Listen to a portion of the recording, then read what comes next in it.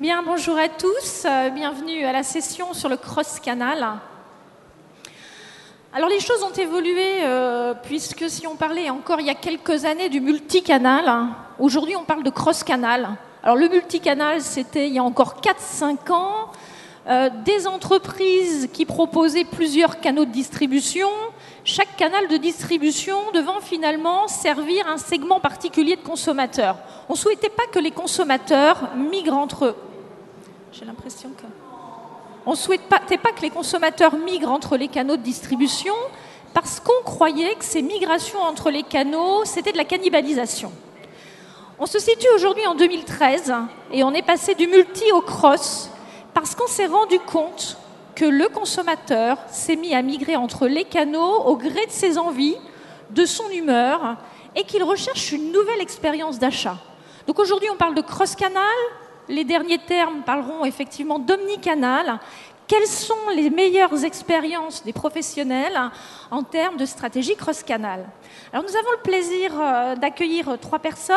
Monsieur Le Hérisset du groupe Oura, Madame Moins du groupe April et Monsieur Zayan du groupe Galeries Lafayette. Alors la première chose, je vais vous demander peut-être de vous présenter. Donc on va honneur aux dames. Madame Moins.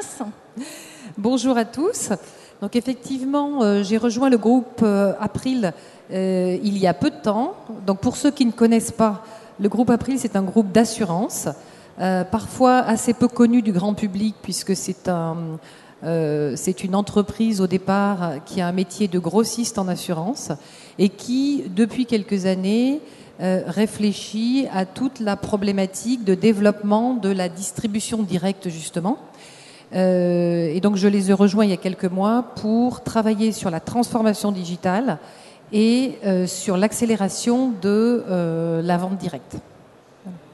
Bien, monsieur.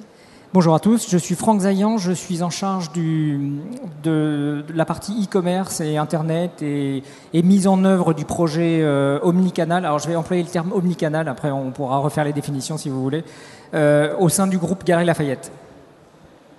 Bonjour, Nicolas Le Hérisset, je suis le directeur marketing et communication de Oura.fr. Oura.fr, c'est le plus ancien et le plus grand cybermarché en France, qui est adhérent du groupe Louis Delhaize, mieux connu pour ses enseignes comme Cora, Truffaut, Match, Animalis.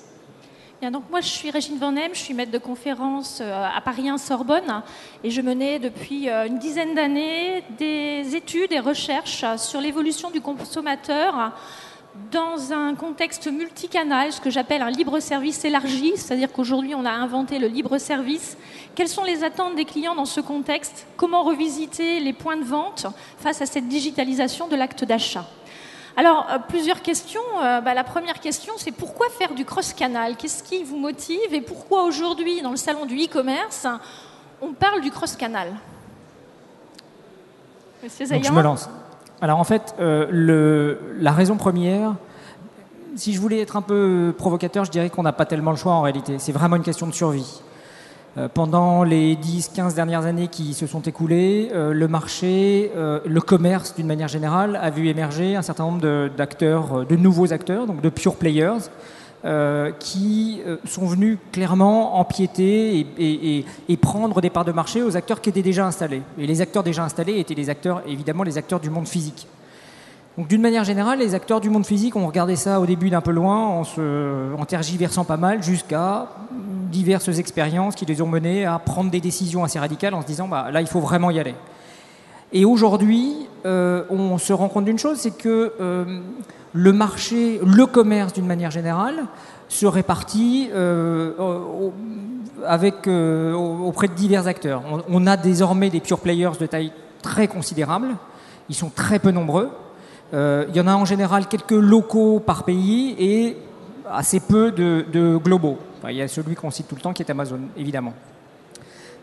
On a ensuite les acteurs du commerce traditionnel qui viennent sur ce marché-là et qui ont commencé à investir ce marché de façon très significative ces quelques dernières années.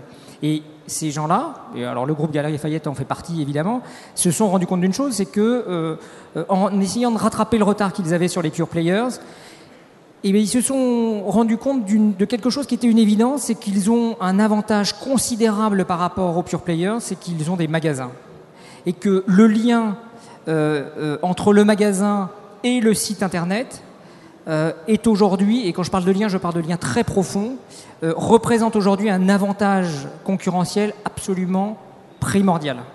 Et on est aujourd'hui, dans ce cadre-là, de la mise en œuvre de cette transformation au sein des acteurs du monde physique qui, après avoir cherché à pénétrer le marché du e-commerce, commencent à s'y installer de façon très sérieuse et commencent à déployer la totalité de leur capacité en matière de recrutement de clients, de fidélisation de clients et en s'appuyant évidemment, dans la plupart des cas, sur des marques qui sont extrêmement fortes.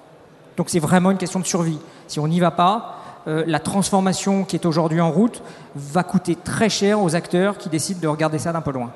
Alors le cross-canal, question de survie, effectivement, on peut se poser la question face à un client qui a pris l'habitude, 78% des clients vont sur Internet avant de se rendre en magasin et tu te fais VAD. Et bien, si on n'est pas présent sur le net en même temps qu'on a un magasin, ce client ne viendra pas chez nous, mais il ira dans un autre point de vente. Donc le cross-canal fait partie aujourd'hui de ce que recherche le client et de l'expérience client. En tout cas, mes travaux vont également largement dans ce sens. Isabelle Moins, pourquoi faire du cross-canal quand on est chez April ? Mais je pense que, alors que l'on soit chez April, qui est plutôt dans une industrie du service ou dans une industrie classique, je crois effectivement qu'on n'a pas le choix pour la raison que vous venez d'évoquer, c'est que le client a complètement changé. En fait, ce qui est tout à fait nouveau maintenant depuis quelques années, c'est qu'avec l'arrivée du digital, c'est le client qui choisit. Donc, à une époque, on se disait, les entreprises pouvaient vraiment choisir leur stratégie de distribution, choisir d'implémenter leur réseau physique ou non. Et aujourd'hui, elles n'ont plus le choix parce que le client, lui, est devenu omnicanal. C'est lui qui décide, c'est lui qui interagit. Alors on connaît le pouvoir du client sur les marques. On a complètement inversé la relation entre les marques et le client.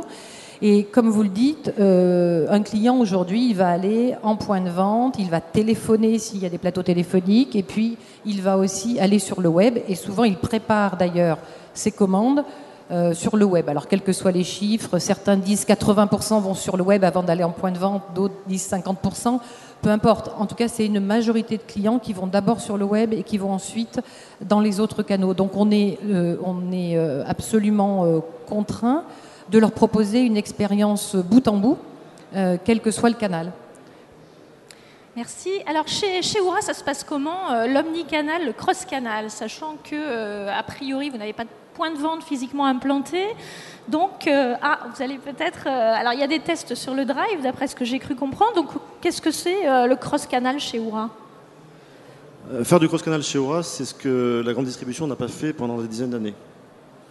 Oura, c'est avant tout, pour ceux qui ne le savent pas, c'est faire ses courses dans un hyper mais sans y aller. Et faire ses courses dans un hyper jusqu'à présent, c'était souvent être dépendant d'une grande enseigne qui était près de chez vous et qui ne s'adaptait pas à vous. C'était au client de s'adapter. Chez Oura, la logique est totalement différente. Même si nous appartenons à un grand groupe de distribution, notre logique est au contraire de rendre service à nos clients, de rendre leur vie moins anxiogène, de leur faire gagner du temps. Donc nous sommes, dans notre ADN, obligés de nous adapter à nos clients. Or, nos clients ne sont pas uniques. Même si on fait des études, on a une typologie de clients qu'on connaît de mieux en mieux, on se rend compte que, notamment au niveau géographique, les réalités des clients sont extrêmement diverses. Et donc, nous sommes obligés, pour tous nos projets, que ce soit des projets de multicanal communication, c'est-à-dire comment est-ce qu'on va vers Oura, comment est-ce qu'on accède à Oura, le site web, les différentes plateformes, le m-commerce. On est obligé d'être extrêmement innovants, sinon les pionniers, ce qui est le cas, mais également la façon dont on les sert. On ne peut pas se permettre d'avoir une façon de servir le client en France en disant c'est le client français. Donc c'est pour ça que le multicanal chez Oura, c'est avant tout un projet quotidien, c'est une adaptation quotidienne du modèle Oura et c'est le client Oura qui est le modèle. C'est-à-dire qu'à l'origine de chaque innovation, c'est les clients Oura qui ont exprimé des besoins, on les a quantifiés, on les a formalisés avec eux, et c'est eux finalement qui sont le premier chef de projet de tous nos nouveaux services. Donc voilà, je dirais que chez Oura, le multicanal ou le cross-canal, c'est pas, entre guillemets, de l'habillage. C'est pas pour faire joli ni pour faire du buzz. C'est avant tout la prise de pouvoir du client. Alors c'est quoi le multicanal concrètement?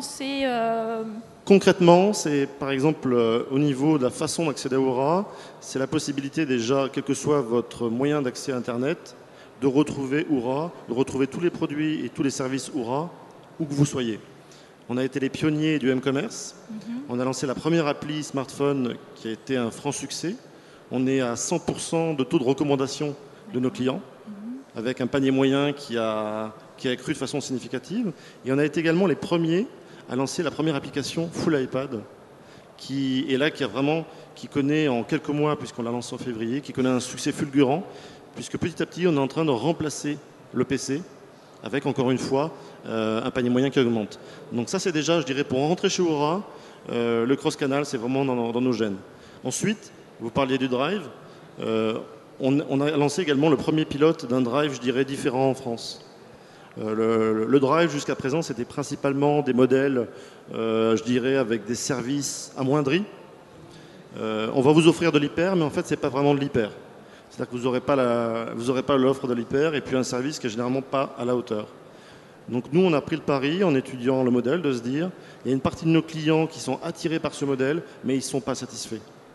Donc on les a mis dans la boucle, on les a étudiés, on a étudié tous nos concurrents, et on a lancé un pilote cette année à Marignane, dans les Bouches-du-Rhône, où on a lancé un drive, où on s'est dit non, notre but, c'est pas de dire qu'on va offrir les prix d'un hypermarché, mais c'est de vous offrir un service qui va être premium. Vous aurez plus de 98% de taux de qualité sur vos commandes, ce qui est le cas, on est à plus de 99%. Et vous aurez une offre qui n'a rien à voir avec un drive traditionnel. Un drive traditionnel, c'est autour de 7000 produits, on en est à plus de 20 000. Donc voilà, c'est vraiment dans l'ADN d'Aura de faire rentrer le client dans toutes ces innovations et que le cross-canal soit à son service et non pas au nôtre. Alors là, on voit effectivement des modèles assez différents entre des enseignes qui ont des points de vente physiques qui finalement se mettent à travailler via le digital. À l'inverse, on a des e-commerçants qui implantent des concepts de drive, donc on a effectivement des choses qui évoluent. Quelles sont les étapes quand on doit mettre en place une stratégie cross-canal? Est-ce que c'est différent quand on est au départ un pure player ou au contraire qu'on est une enseigne comme Galeries Lafayette où on a des magasins et qu'il va falloir peut-être penser le commerce autrement, On pense très sérieusement que le commerce est à un tournant aujourd'hui et que les choses, si vous avez lu Petite Poussette de Michel Serres, on voit que le monde est à réinventer et qu'on est en train de le réinventer. Donc c'est vraiment une période extrêmement passionnante et j'imagine que vous ne le réinventez pas forcément selon les mêmes étapes et selon le même processus. Alors en fait, ce que ça veut dire pour une enseigne comme la Galerie Lafayette, c'est... On peut aborder le sujet de plusieurs manières. En général, ce qu'on a essayé de faire, c'est de se dire, pour pouvoir avancer dans ce déploiement de cette stratégie omnicanal, on va partir des besoins du client. Finalement, aujourd'hui, il veut quoi le client ? Déjà, ce qui a été dit tout à l'heure, c'est que quand il rentre dans un magasin, il a un téléphone mobile dans la poche et il a accès à plein de choses auxquelles il n'avait pas accès avant. Donc effectivement, les rênes, pendant très longtemps, le rôle du vendeur ou du magasin ou de l'enseigne était relativement simple. Il suffisait d'accueillir des gens qui arrivaient dans le magasin et de faire le boulot d'un vendeur ou d'un magasin, c'est-à-dire prendre en charge ce client. Aujourd'hui, le client, il se prend complètement en charge. Et donc, on doit répondre à ses attentes et on doit répondre à ses besoins en lui offrant un certain nombre de fonctionnalités ou de services qu'il est en droit d'attendre parce qu'il peut les trouver, il commence à les trouver un peu partout. Donc on fait la liste des bénéfices clients qu'on souhaite leur offrir, leur proposer, et puis on met en face de ça un certain nombre de services. Alors, au Galerie Lafayette, on pourrait dire, on a démarré par le click and collect. Donc un client qui va sur Internet a la possibilité d'aller récupérer son produit en magasin. Ça, on va dire que c'est presque la pierre angulaire de l'omnicanal, parce que par définition, ça sous-entend qu'on va essayer de pousser les clients vers le magasin. Et le click and collect est véritablement cette fonctionnalité-là. Donc quand on aborde ces sujets-là, on va se dire, OK, pour pouvoir faire tous ces projets, le click and collect, offrir la possibilité à un client dans un magasin d'acheter un produit ou une marque qui n'est pas disponible dans ce magasin, donc en lui présentant un certain nombre de produits sur des tablettes ou sur des bornes, de quoi on va avoir besoin. Donc on fait la liste de ces services et on se dit, OK, on va construire un projet assez global. Et ce qu'on a fait aux galeries, c'est qu'on a construit un ensemble de projets. Donc l'Omnicanal, d'une certaine manière, c'est plus d'une vingtaine de projets qu'on a commencé à bâtir en construisant des projets qui sont des projets majeurs, qu'on a appelés des projets socles. Donc il y a le référentiel client unique, le référentiel produit unique, bref, il y a tout un ensemble de projets qui sont absolument essentiels si on veut fournir ces fonctionnalités aux clients. Et alors quand on se dit ça, on se dit, ok, parmi ces projets, il y en a qui sont vraiment compliqués, lourds, parfois extrêmement coûteux, très engageants, etc. Mais au bout du compte, ça reste des projets. Donc, c'est une liste de 25 projets constitués eux-mêmes de tas de sous-projets qu'il faut déployer. Mais aussi compliqué qu'il soit, ça reste un projet qui est régi par un budget, par une équipe, par une allocation de ressources, par un planning, etc. Et ça représente en réalité la première jambe, le premier pan du déploiement de l'Omnicanal. Parce qu'il y en a un autre dont on se rend compte assez rapidement quand on commence à déployer ça, c'est que des enseignes physiques, alors on en parlait juste avant, donc c'est assez drôle parce que même quand on offre du service, on a les mêmes problèmes. Des enseignes physiques ont un mode de fonctionnement qui leur est propre et qui est propre à la manière dont ils opèrent leur canal physique. Et donc si on se charge de créer ou d'adresser uniquement l'aspect projet de l'Omnicanal, on n'y arrivera pas. Parce qu'il y a un prérequis, et ce prérequis, c'est l'organisation de l'entreprise. Et le prérequis à tout ce projet-là, c'est la gouvernance et l'organisation de l'entreprise. Tant que ça, c'est pas fait, on va pouvoir peut-être démarrer des projets, mais ce qui est certain, c'est qu'on ne pourra pas aller au bout des projets. Et donc, il faut revoir l'ensemble de la structure de fonctionnement de l'entreprise, les modalités de décision, les modalités d'arbitrage, qui fait quoi. Le marketing, qui faisait du marketing, mais qui, depuis quelques années, se retrouve face à des gens qui font du web, mais qui font aussi du marketing, parce qu'il y a des allocations de budget qui sont faites un peu partout. Tout ça, il faut le rationaliser, il faut construire un projet qui est de la cohérence. Et ce projet et cette cohérence de l'ensemble de cette ambition-là passe en priorité par la gouvernance et l'organisation de l'entreprise. Et c'est à ce seul titre et avec ce prérequis en tête qu'on peut démarrer ou avancer en tout cas sur les projets qui sont eux des projets opérationnels très concrets. Alors je crois qu'Isabelle Moins partage cet avis. Donc Oui, je partage complètement cet avis. Je vous disais tout à l'heure que je suis chez April depuis assez peu de temps et donc j'étais juste avant chez un opérateur télécom où j'ai travaillé sur une problématique digitale puis cross-canal et je retrouve exactement les mêmes problématiques qui sont des problématiques d'organisation. En fait, je pense qu'aujourd'hui, ce que soulève le cross-canal, c'est une véritable transformation de l'entreprise, une transformation profonde. Donc on le voit souvent, en effet, sous l'aspect projet technique, il faut des plateformes, il faut du mobile, etc. Mais le vrai sujet le plus lourd et qui prend beaucoup d'énergie, beaucoup de temps et sur lequel il n'y a pas de réponse unique, c'est vraiment la problématique d'organisation parce qu'on remet en cause plein de choses. Et en général, on passe par 3 phases. On passe par une première phase qui est une phase de vente de l'idée en interne. Alors souvent, vous avez le directeur général qui dit « mais oui, bien sûr, le cross-canal, nos clients, etc. » Mais il y a quand même toute une phase de résistance profonde de l'organisation interne qui, depuis des années, vit sur des schémas classiques, le commerce, la distribution physique. Alors là, je ne parle pas des pure players, je parle des entreprises traditionnelles qui vont vers le cross-canal. Donc on est dans des entreprises avec des organisations souvent assez classiques. Et il y a une phase de résistance opérationnelle qui est en général assez longue et plus ou moins facile. Très longue. Après, on passe par une deuxième phase, alors ça peut être un peu en même temps, qui est la phase de on va s'attaquer quelque part au sujet, en effet, projet de plateforme, et donc on va toucher à l'informatique. Et donc, toutes ces entreprises sont organisées sur des schémas informatiques traditionnels, des systèmes de gestion pour l'assureur, des systèmes de bases de données et de grosses bases de données pour les télécoms. Enfin bon, pareil pour les banques, pareil pour la distribution, j'imagine. Et tous les systèmes d'information sont depuis des années organisés autour de problématiques de sécurité. Ce sont des gens qui travaillent sur des phases longues, avec des paliers, etc. Et d'un coup, on les confronte à la problématique de l'omnicanal et du digital, où il faut répondre aux clients très vite, avoir des plateformes transverses, travailler sur des modèles différents, avec des gens qui ont des cultures différentes, parce que les gens qui viennent... Ce sont souvent les gens qui viennent du digital qui poussent le multicanal, et donc ils n'ont pas des cultures SI, ils ont une autre culture. Donc on a une vraie phase là de faire vivre ou faire communiquer ou en tout cas trouver la gouvernance entre les modèles SI traditionnels et le modèle SI qu'amène le digital et le multicanal. Et après, la troisième phase, c'est la phase de transformation de la partie commerciale finalement, parce que est-ce qu'on se heurte à des problématiques ou on est confronté à des problématiques de changement du métier du vendeur.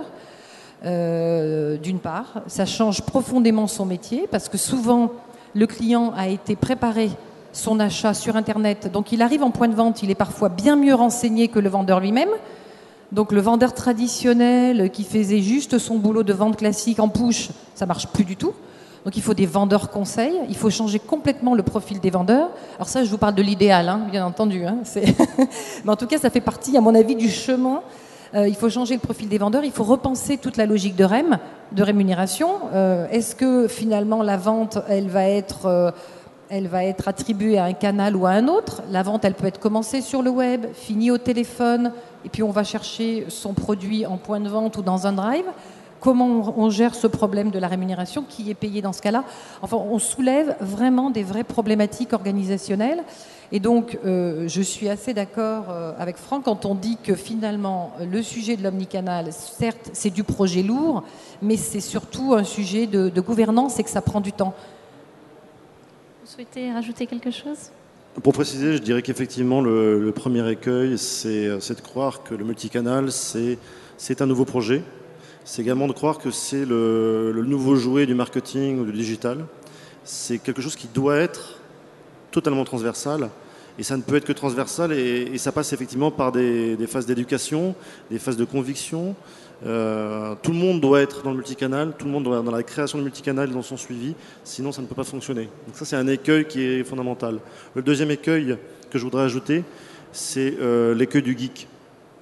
Pourquoi? Parce que qui dit multicanal dit technologie. Aujourd'hui, le e-commerce s'enrichit d'énormément d'innovations technologiques, mais attention, les innovations ne sont que des innovations. Ce sont des moyens, ce n'est pas le but. Donc le premier risque, c'était attention, ce n'est pas le joujou du marketing ou du digital. Le deuxième risque, ce n'est pas non plus le joujou de la DSI. Et qui est aujourd'hui extrêmement transversal généralement chez un e-commerçant? C'est la DSI. La DSI est incontournable. Donc l'intérêt pour être, je dirais, efficace et encore une fois orienté client, c'est, pour éviter les deux grands écueils, c'est de faire travailler justement main dans la main la DSI et le marketing. Si la DSI et le marketing ont compris que c'était ni le joujou de l'un ni le joujou de l'autre, ils vont peut-être comprendre que c'est le joujou tout simplement du client. Et là, on va réussir à faire quelque chose d'intéressant. Alors justement, revenons-y à ce client. J'ai envie de dire, le client, il apprécie le cross-canal, hein, il migre entre les canaux. Qu'est-ce qu'il recherche? Quels sont les bénéfices consommateurs? Est-ce que ce sont des bénéfices utilitaires? Est-ce que ce sont d'autres types de bénéfices? Et quelques exemples, pourriez-vous nous donner quelques exemples où on va mobiliser plusieurs devices, tablettes, ordinateurs, mobiles, pour répondre à ce bénéfice recherché par le consommateur? Alors, il y en a plusieurs. Et ça souligne le point qui a été évoqué à l'instant, c'est que le rôle de la personne qui est confrontée au client, surtout dans un magasin, il change. Et il va changer de façon assez radicale. Et donc, ce qu'il faut vraiment garder à l'esprit, c'est que si on réussit cette transformation omnicanale, tous les rôles de toutes les personnes de l'entreprise vont changer. Le vendeur demain, il ne vendra pas de la même manière. Donc, pour prendre un exemple, pour répondre à votre question, un des exemples qu'on est en train de déployer en pilote dans quelques magasins en galerie, c'est ce qu'on a appelé, on a défini le projet comme étant, enfin on a labellisé le projet comme étant la disponibilité produit. Un client qui va en magasin et qui choisit un produit, mais dont la taille n'est plus disponible ou la couleur n'est plus disponible, on fait quoi? à supposer que la couleur soit disponible dans un autre magasin, dans l'entrepôt centralisé. On laisse le client repartir sans acheter le produit, sans lui fournir le service qu'il demande. Il rentre dans le magasin pour ça. Hein. Il est là et il est prêt à l'acheter. Il se trouve qu'il n'est pas dans le magasin, mais il est peut-être dans le magasin qui est à 200 km plus loin. Donc la disponibilité produit, c'est la possibilité d'offrir à ce client-là l'accès au produit qui est quelque part dans la chaîne, mais qui n'est pas dans le magasin. Et donc on va lui présenter ce produit à travers par l'intermédiaire d'un device digital, borne, tablette, téléphone, peu importe. Le device n'est pas tellement le problème en soi.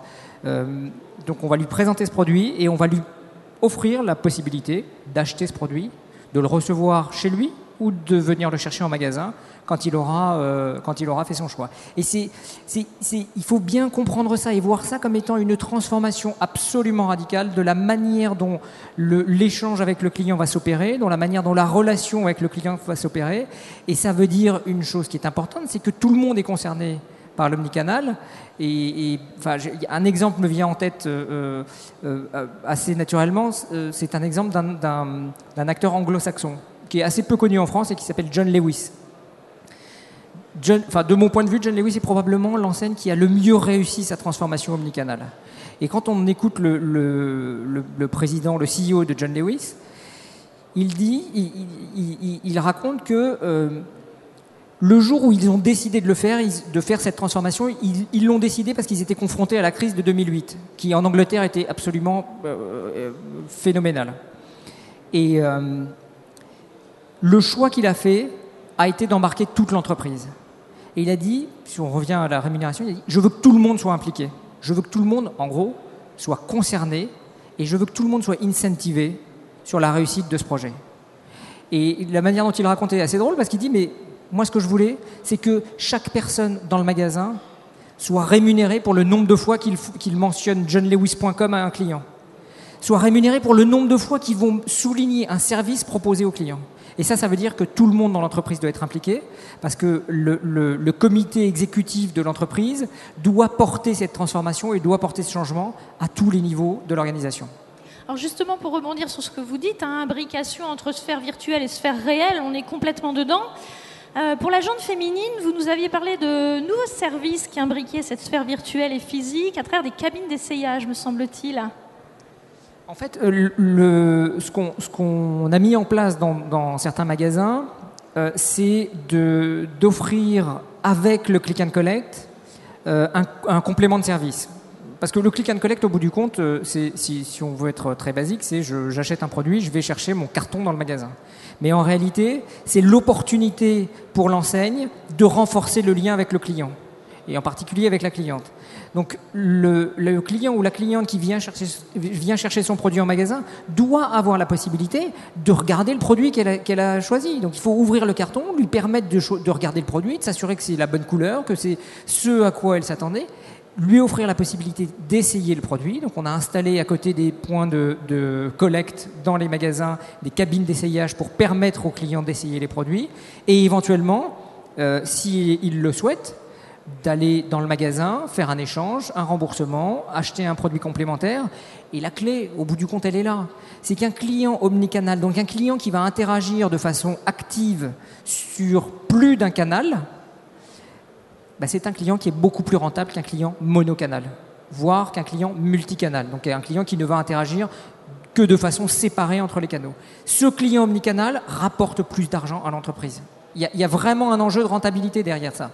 Donc ce sont de lourds investissements avec, en bout de chaîne, un vrai enjeu de rentabilité. Oui, alors les études aux États-Unis ou en France, ça montre effectivement qu'un canal qui fréquente plusieurs canaux a un niveau d'achat supérieur à un client monocanal. Des études ont également montré que c'est le fait de transférer qui entraîne un accroissement de leur montant d'achat. Donc ils dépensent réellement plus parce qu'ils utilisent et ils recourent à plusieurs canaux. Alors justement, en termes de bénéfices clients, comment ça se passe chez April? Est-ce qu'on peut imaginer un client qui fasse finalement tout son processus d'achat sur le mobile? Est-ce que demain, parce que c'est en cours, ou est-ce qu'au contraire, le mobile a un rôle particulier dans le processus d'achat d'un client qui finalement aura quand même besoin d'aller en agence? Alors, juste peut-être avant de traiter l'exemple précis d'April, Pour répondre à votre question qui était que demande le client et qu'est-ce que lui apporte l'omnicanal de façon un peu plus générale, je crois que, moi je reviens au point de tout à l'heure qui est, je pense profondément que c'est le client qui a pris le pouvoir et que le client il veut tout et tout de suite. Donc il y a un vrai bénéfice avec l'omnicanal à répondre au tout et tout de suite. C'est ce que disait mon voisin tout à l'heure. Il disait finalement le client ne peut pas comprendre à un moment donné qu'il a vu un produit à un endroit et il rentre dans un point de vente, il ne l'a pas.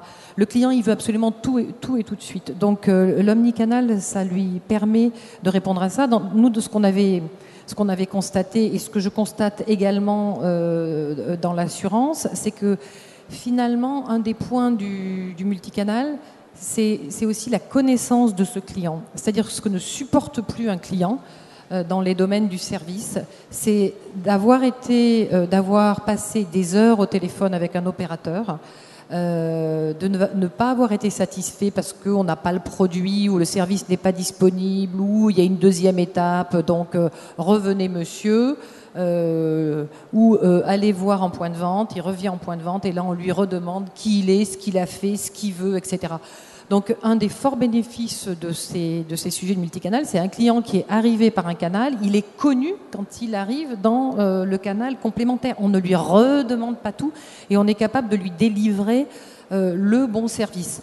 Alors pour ce qui est de l'assurance dans les bénéfices qu'on peut avoir en plus, au-delà de ce bénéfice que je viens de vous décrire, il y a évidemment l'utilisation du mobile pour, par exemple, compléter son dossier. Vous avez un accident de voiture, vous prenez en photo directement votre sinistre, vous l'envoyez et il arrive à votre service de gestion qui est capable de traiter tout de suite votre incident. Ce qu'il faut voir qui est un petit peu particulier à l'assurance, c'est que l'assurance, c'est finalement un des rares domaines où vous achetez un service que peut-être vous ne consommerez jamais. Donc c'est un peu différent. C'est un peu différent de la distribution. Vous allez acheter votre paquet de chips ou votre robe, etc. Là, vous prenez un abonnement pour quelque chose, pour vous couvrir sur quelque chose qui n'arrivera peut-être jamais. Donc peut-être que vous ne consommerez jamais ce service. Donc c'est vachement difficile finalement d'arriver à trouver comment expliquer le bénéfice aux clients. Mais en tout cas, je crois que dans l'assistance, le moment où il consomme, c'est le moment où il a un problème. Et donc, il faut absolument qu'à ce moment-là, on soit ultra performant, on lui permette d'aller vite, de déclarer son sinistre avec les moyens qu'il a en main, le mobile, etc. Donc, c'est beaucoup là-dessus que l'on travaille. Merci. Alors, le multicanal ou le cross-canal chez Oura, à travers les tablettes, le mobile, le site internet sur écran, quel est le bénéfice client et comment ça améliore finalement une expérience d'achat? Faire les courses alimentaires, on sait tous que c'est pas très drôle. Comment Oura fait qu'on passe moins de temps à assurer 2 heures de corvée en magasin le samedi après-midi en hypermarché? Qu'est-ce que ça apporte de plus d'avoir 3 canaux dans une même expérience d'achat plutôt d'en avoir qu'un seul? Alors, paradoxalement, en fait, nos clients viennent nous voir parce qu'ils veulent nous voir le moins possible. Moins ils nous voient, mieux ça se passe pour eux. C'est vrai que la grande distribution, même si j'appartiens à un groupe de grande distribution, aller faire ses courses en hyper le samedi après-midi, c'est pas forcément une des occupations les plus sympathiques que vous pouvez envisager. Il y a mieux. Donc c'est une des raisons principales pour laquelle on va voir Oura. Et finalement, Oura, ça se passe bien quand il n'y a pas besoin d'appeler le service client. Et c'est vrai qu'on a très peu de contacts. Quand il n'y a pas besoin d'attendre le livreur et que ça se passe très très vite. Et finalement, quand il ne nous parle pas. Et là, il nous trouve formidable. Pour nous, c'est compliqué. Nous, c'est compliqué parce qu'un client qui nous trouve formidable, mais à qui on ne peut jamais parler, c'est compliqué, entre guillemets, de le fidéliser, c'est compliqué de lui faire défoncer plus. Donc déjà, il y a un atout qui n'est pas négligeable pour nous, c'est qu'on multiplie les points de contact avec lui. Pour lui, le fait d'être présent sur smartphone, sur tablette, sur différents devices, ça lui permet tout simplement d'approfondir la valeur ajoutée qu'il cherche avec Oura. Et cette valeur ajoutée, c'est effectivement, c'est quand je veux, où je veux. C'est moi qui décide. C'est pas quand je suis coincé devant mon PC le soir parce qu'il faut que je rallume mon PC et ça sent furieusement au bureau. C'est je suis dans les transports, je suis à la machine à café, je suis dans mon lit, je suis dans mon canapé. Je fais ce que je veux. En quelques secondes, je vais retrouver tous mes services, tous mes produits. Et surtout, je vais me dépêcher d'oublier Aura. Alors nous, on n'aime pas trop qu'on nous oublie. Donc effectivement, maintenant, on se rend compte que typiquement, l'application iPad, c'est devenu une occupation importante de nos clients le dimanche après-midi dans leur canapé.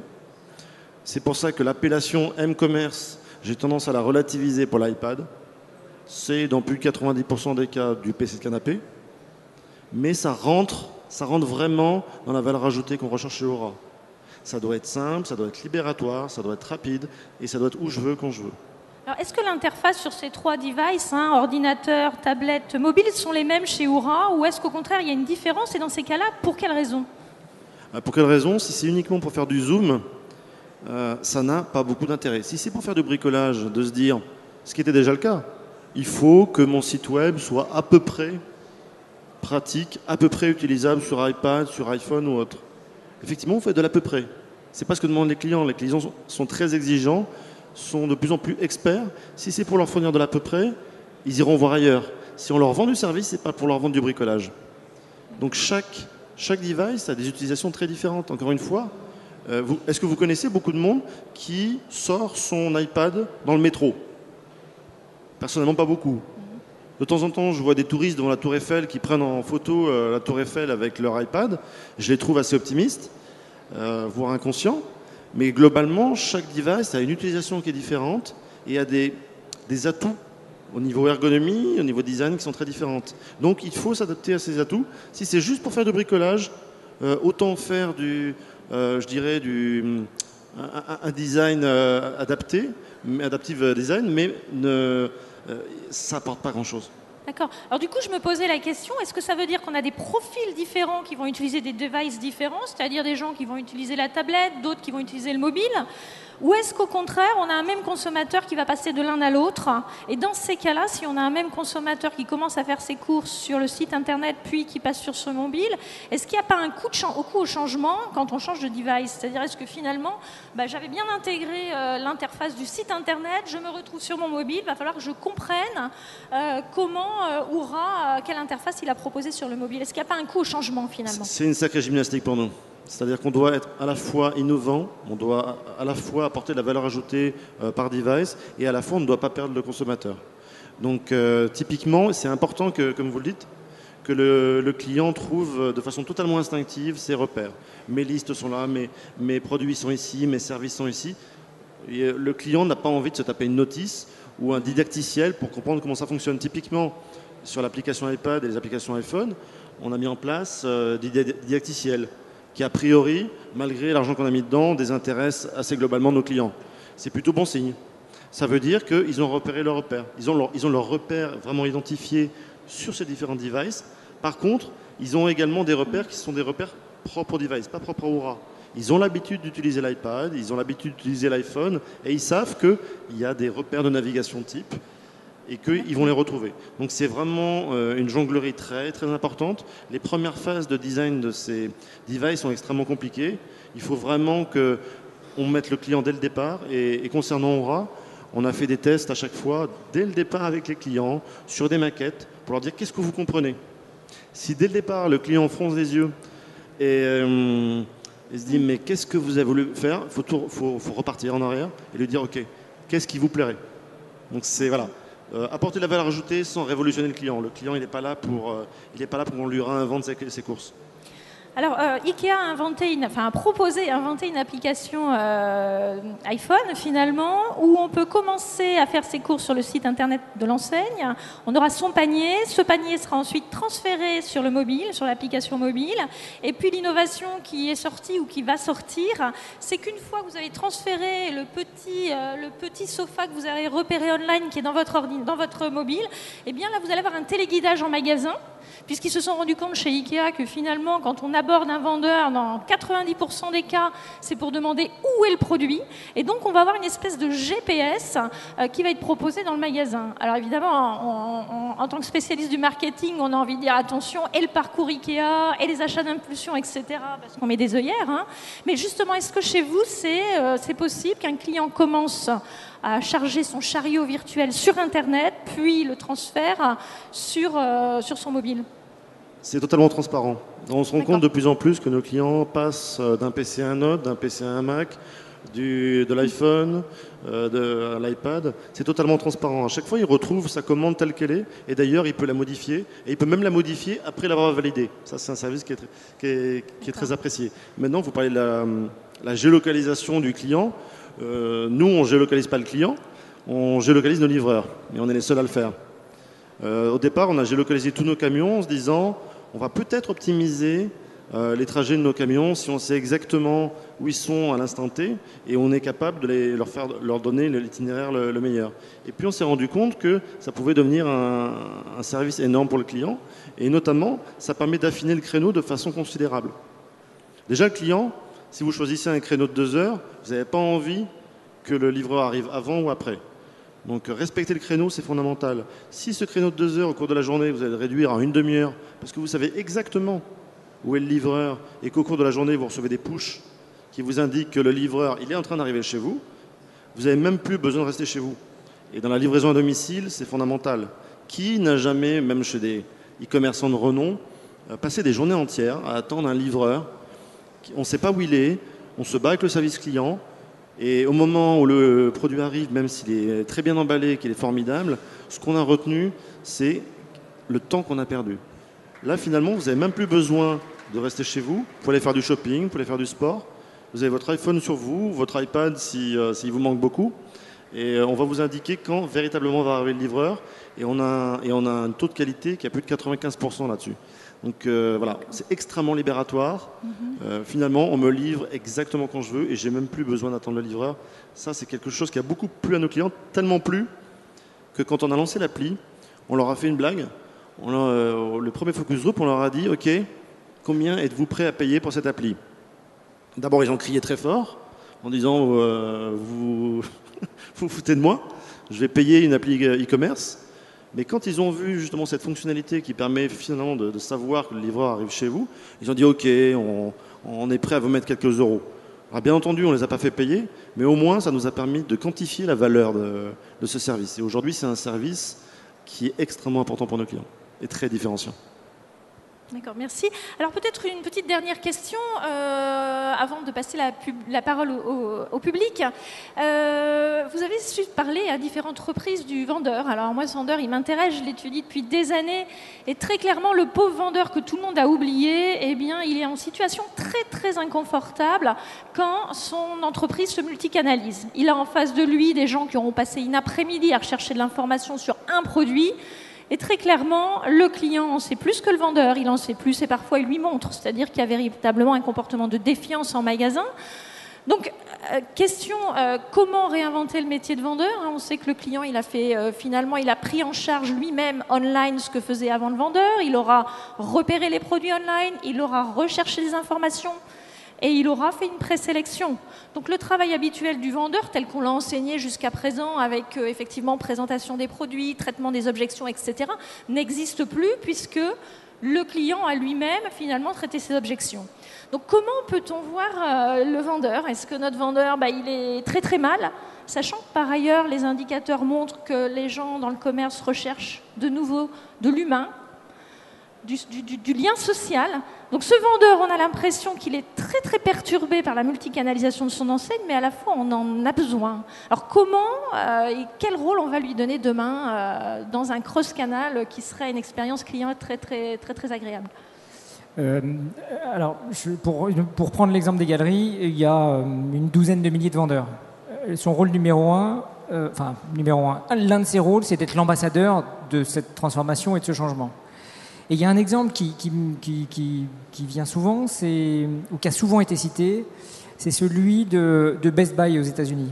Best Buy, qui est le Darty américain, qui était devenu à un moment une sorte de showroom Amazon, de showroom pour Amazon, parce que les clients allaient dans le magasin, Best Buy, prenaient leur téléphone portable, flashaient le QR code avec une application Amazon, et ils avaient le même produit, $30 moins cher, livré 2 jours plus tard chez eux.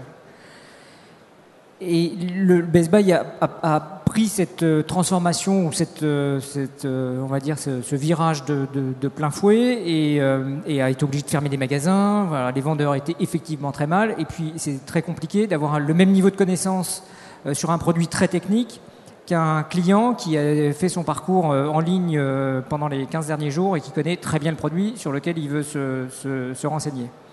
Et alors, Best Buy a eu une réaction qui était plutôt saine et qui leur a plutôt bien réussi, c'est qu'ils ont analysé complètement les parcours des clients et ils ont observé et interrogé beaucoup des clients qui finalement commençaient à déserter un peu leur magasin.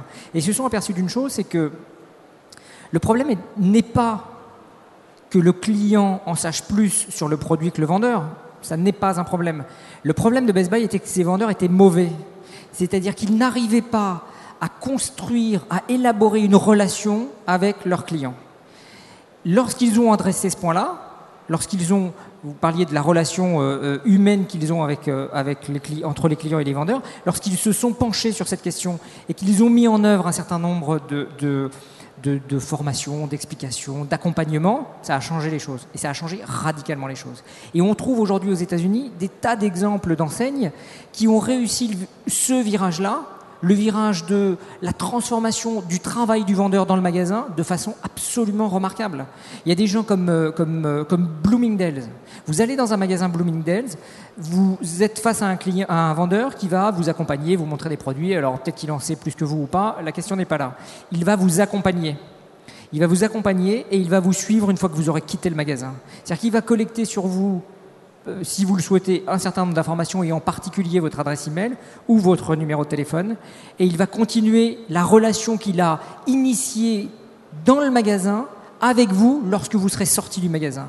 Et si c'est, je ne sais pas moi, André qui vous a accueilli dans le magasin, vous allez recevoir un mail d'André qui va vous présenter des produits que vous avez vus, qui vous ont plu, que vous n'avez peut-être pas acheté, qui étaient trop chers, bref. C'est André qui va continuer la relation une fois que vous serez sorti du magasin. Cette relation, elle passe sur le plan de l'individu, donc de la relation personnelle, et donc le lien qui existe ou qui se crée à ce moment-là entre le client et l'enseigne par l'intermédiaire du vendeur est remarquable. Est remarquable parce que c'est un lien de personne à personne. C'est pas un lien d'un type dans un magasin qui va vous dire combien est la définition de combien est la définition de l'écran ou quelle est la matière de votre robe. Le client, il est capable de faire ça tout seul. Il n'a plus besoin ou pas nécessairement besoin qu'on le fasse pour lui. Il a besoin qu'on l'accompagne dans la relation à l'intérieur du magasin. Oui, merci Isabelle. Oui, je crois que il ne faut pas oublier non plus, quand on pense à ces stratégies multicanales, il ne faut pas oublier le vendeur et il ne faut pas oublier de l'équiper lui aussi.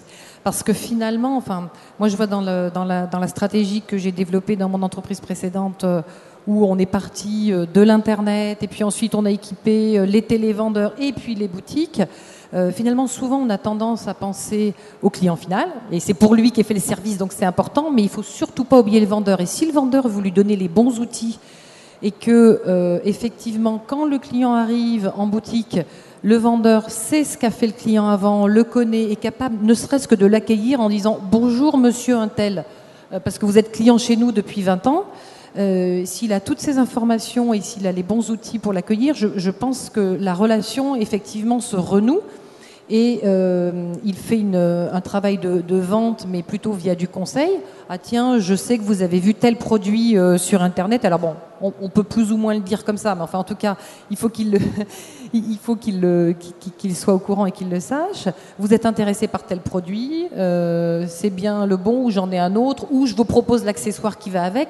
Et on se rend compte que quand on lui donne accès à cette intelligence et à cette connaissance client, il est capable aussi de faire des ventes additionnelles, énormément de ventes additionnelles. Donc il faut vraiment l'outiller, lui changer, enfin le mettre sur un mode conseil, lui apprendre à utiliser ces outils. Et ça change son rôle, mais enfin ils sont capables de le faire. Mais il faut, enfin, un point de complément, il faut l'outiller et il faut le payer aussi. Parce qu'un vendeur qui fait une vente et qui n'est pas rémunéré sur la vente qu'il va réaliser ou qu'il va permettre de réaliser sur un autre device ou un autre canal, pourquoi il ferait le boulot de vendeur, quoi. Au bout du compte, il faut vraiment qu'il en sente le bénéfice de façon très claire. Alors, il y a quelques années, j'avais fait des visites mystères, justement, pour voir comment un vendeur en magasin accueillait des clients venant du site Internet. Les résultats étaient catastrophiques. Pourquoi voulez-vous qu'un vendeur en magasin s'occupe de vous s'il sait que de toute façon, vous ferez votre transaction online? Donc, autant dire que le client, il ne venait plus en boutique de l'enseigne, mais il n'allait plus non plus sur le site. Donc, les deux canaux avaient perdu le client. Au-delà de ça, effectivement, les études montrent aussi que le fait d'équiper les vendeurs, c'est un moyen d'avoir une autre relation avec le client. Et je vois de plus en plus des vendeurs, et je vous invite rien qu'à aller chez Apple, voir que être non pas chacun l'un derrière l'écran et l'autre derrière l'écran, où c'est finalement le vendeur qui a toute la connaissance, toute l'expertise. Là, au contraire, on va équiper les vendeurs avec un écran commun.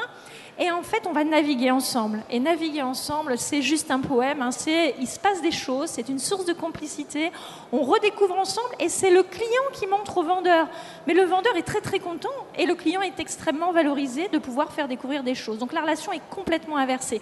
Je vous laisse parler, puis on laisse la parole à la salle parce que je crois qu'on est... Je vais être court. Pour synthétiser ce qu'ont dit mes camarades, je dirais qu'effectivement, le digital, pour un vendeur terrain, au départ, ça peut être extrêmement anxiogène. Parce que, dans un premier temps, on peut se dire ça va venir attaquer mon variable. C'est un concurrent, finalement. Et dans beaucoup de boîtes, c'est ça. Hein. Le digital, c'est le magasin qui est dans un coin qui vient nous saboter le travail. Le deuxième risque, c'est de se dire, je les vois, les courbes là, qui mettent au journal télé sur la progression du digital. Le digital, ça ressemble surtout à ce canal qui va m'amener directement au Pôle emploi. Donc, pour beaucoup de vendeurs, effectivement, on va au digital à reculons. Pourquoi? Parce qu'il n'y a souvent pas ce travail d'éducation. L'exemple de l'Apple Store est un très bon exemple. Pourquoi est-ce que ça fonctionne dans l'Apple Store? Parce que les vendeurs se sont appropriés l'outil. On n'est plus effectivement dans un faux dialogue, dans un double monologue où j'ai mes informations, tu as tes informations et on les confronte. Là, ce n'est pas véritablement un bon dialogue commercial. On est plus dans quelque chose on partage l'information, d'où l'intérêt d'avoir par exemple une tablette avec le Glove. Vous êtes reconnu, on sait les informations que vous avez, on les partage, on essaie de les enrichir. Là, c'est extrêmement constructif. Pour tous ceux qui sont déjà dans l'Apple Store, c'est assez extraordinaire. Quand on passe à la caisse, on est presque content de payer. C'est rare, ça. À la limite, on se dit, c'est que ça. L'expérience est tellement bonne, il y a eu un tel partage qu'on a l'impression qu'on s'est fait un nouveau copain et qu'on a tous appris quelque chose. Pourquoi? Parce qu'il y a un vrai travail d'éducation. Et le digital est devenu un outil de plus pour la vente. Et non pas le grand méchant loup qui va m'envoyer au Pôle emploi. Bien, je vous remercie. On va peut-être, avant de conclure, laisser la parole à la salle. Donc il reste quelques minutes. Je ne sais pas s'il y a des questions. Donc pas de questions, donc il nous reste à remercier les intervenants. Donc un grand merci de nous avoir consacré du temps. Merci beaucoup pour cette présentation.